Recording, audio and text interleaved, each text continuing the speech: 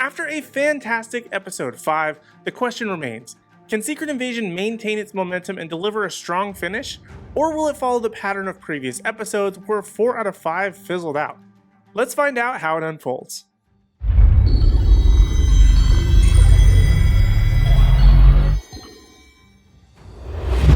What's up, Nerdgenic Nation? Superhero nerd Aaron Waller here, and today I want to talk about the series finale 6th episode of the Marvel and Disney Plus series Secret Invasion titled Home.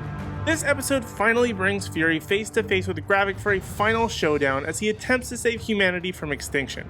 And as far as finales go, this episode, like the series overall, just wasn't that great. It tried to give us an intense game of cat and mouse involving Skrull Rhodey in the hospital, which was perhaps one of the more lame finale moves in my opinion considering the big battle going on later. Though it did have an interesting evolution of Varro, which honestly she was probably one of the better characters and plotlines besides Gravik in my opinion, but probably the most exciting thing about this finale, but also kind of felt like a bit of a cop-out, was the showdown between Gravik and Fury, or should I say between Gravik and Gaia. I had somewhat correctly guessed that Gaia would be facing Gravik, but their version involved Gaia impersonating Fury the entire time, which was something that I hadn't really considered, but now in hindsight actually kind of makes a lot of sense. But I had totally forgotten that the new Skrulls compound even had some kind of radiation around it, because I think that they had mentioned it very casually in the first episode, but never really ever again. But obviously once the machine gets turned on and Fury stops Gravik's punch, the Flurkin was out of the bag. And the fight actually was kind of cool in that they used a lot of abilities of various characters with their now Super Skrull powers. But I felt like for every 5 power sets that they used or showed, 2 or 3 were kind of lame, like the Drax arm or the Mantis powers. Like, of all the amazing heroes that were at the Battle of Earth, they used mostly the worst ones.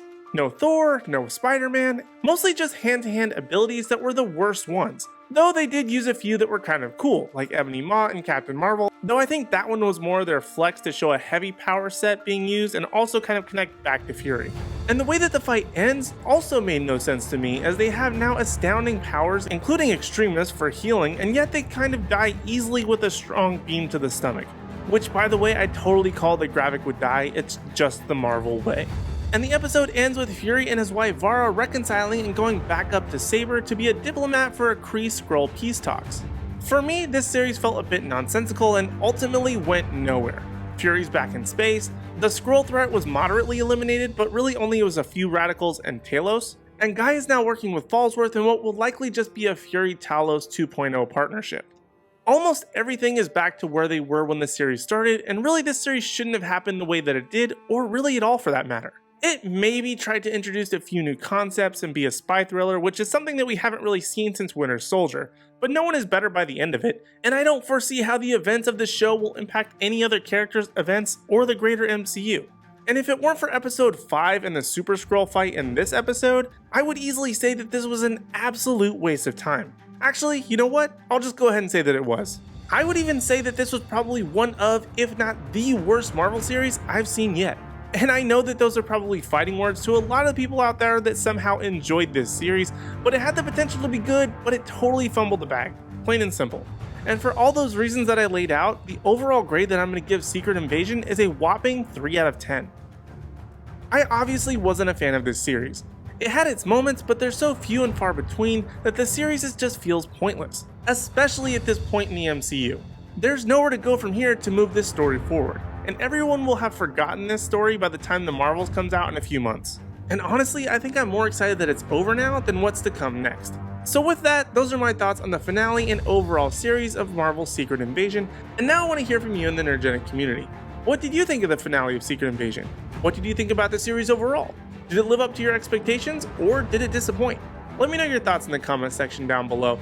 And while you're down there, be sure to hit like, subscribe, and ring the bell notification so you don't miss out on any future videos from me or the rest of the Nerdgenic team. And also be sure to give us a follow across all social media platforms at Nerdgenic. That way you don't miss out on any special news, announcements, or articles at nerdgenic.com.